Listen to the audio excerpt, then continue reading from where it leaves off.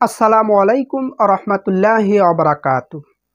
মানুষ মাত্রই পাপী, আর পাপীদের মধ্যে তারাই উত্তম। পাপ হয়ে গেলে আল্লাহর নিকট সঙ্গে সঙ্গে তওবা করে। খাঁটি করো, তোমার ঈমানকে খাঁটি করো, নির্ভেজাল করো, খালেস করো। তোমার অল্প আমলেই নাজাতের জন্য যথেষ্ট হবে। আমলটা যদি খাঁটি হয়, সহি হয়। তোমরা একমাত্র আল্লাহর ইবাদত করো এবং আল্লাহর ইবাদতে কাউকে শরিক করো না। নিশ্চয় আল্লাহ শরিক করা গুনাহ কখনোই ক্ষমা করবে না, তওবা করা ব্যতীত। সূরা নিসা আয়াত ৩৬। মহান আল্লাহ সুবহানাহু ওয়া তাআলা বললেন, ওই ব্যক্তির চাইতে উত্তম কথা কার হতে পারে, যে মানুষকে আল্লাহর দিকে আহ্বান করে ও নিজে সৎ কাজ করে এবং বলে যে নিশ্চয় আমি আত্মসমর্পণকারীর অন্তর্ভুক্ত। সূরা হামিম সেজদা আয়াত ৩৩। আখিরাতের বিশাল জীবনের তুলনায় তোমার আমার জীবনটা শুধুমাত্র এতটুকুই। ইমাম সাহেব আজান একামতের পরে নামাজ শুরু করতে সময় নেন যতটুকু। নামাজ আদায় করার পূর্বে যেমন উজু করা জরুরি, ঠিক তেমনি আমল করার পূর্বেই এলেম অর্জন করা জরুরি। আমলের পূর্বে এলেম অর্জন করতে হবে। এলেম ছাড়া আমলের কোনো মূল্য নাই। যতক্ষণ পর্যন্ত আপনি শিরিক বুঝতে পারবেন না, ততক্ষণ পর্যন্ত শিরিক থেকে বাঁচতে পারবেন না। শিরিক হচ্ছে সবচেয়ে বড় গুনাহ।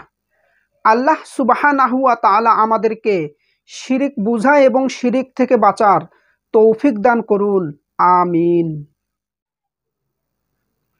তোমরা শিরকের গুনাহ থেকে বেঁচে থাকো, কারণ শিরক হচ্ছে সবচেয়ে বড় জুলুম। তওবা করা ব্যতীত আল্লাহ কখনোই ক্ষমা করবেন না।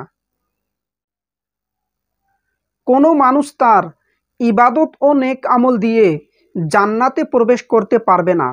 যদিও সে জান্নাতে যায়, জান্নাতে যাবে শুধু আল্লাহ সুবহানাহু ওয়া তাআলার রহমত ও দয়ার মাধ্যমে।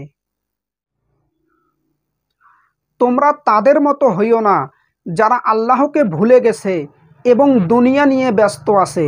দুনিয়া যে কোনো সময় ধোঁকা দিবে। যতক্ষণ পর্যন্ত একজন মানুষ হিংসা পরিহার করতে পারবে না, ততক্ষণ পর্যন্ত সে মুমিন হতেই পারবে না। তোমার নিয়তটাকে খাঁটি করো, খালেস করো, নির্ভেজাল করো। তোমার অল্প আমলেই পরকালে নাজাতের জন্য যথেষ্ট হবে। জীবনে অনেক পাপ করেছো, গুনাহ করেছো, কিন্তু আল্লাহর দরবার হতে নৈরাশ হইও না। আল্লাহর কাছে ক্ষমা প্রার্থনা করলে আল্লাহ ক্ষমা করে দিবেন। আল্লাহ দয়াবান ও ক্ষমাশীল। হে আল্লাহ, আমাদের কবিরা গুনাহ এবং সগীরা গুনাহ ক্ষমা করুন, আমিন। যেমন উজু ছাড়া নামাজ কবুল হবে না, ঠিক তেমনি হালাল মাল ছাড়া দান কবুল হবে না এবং সহি আমল ছাড়া আমল কবুল হবে না। আল্লাহ সুবহানাহু ওয়া তাআলা আমাদেরকে ইসলাম বুঝা ও মানা সহজ করে দিন, আমিন।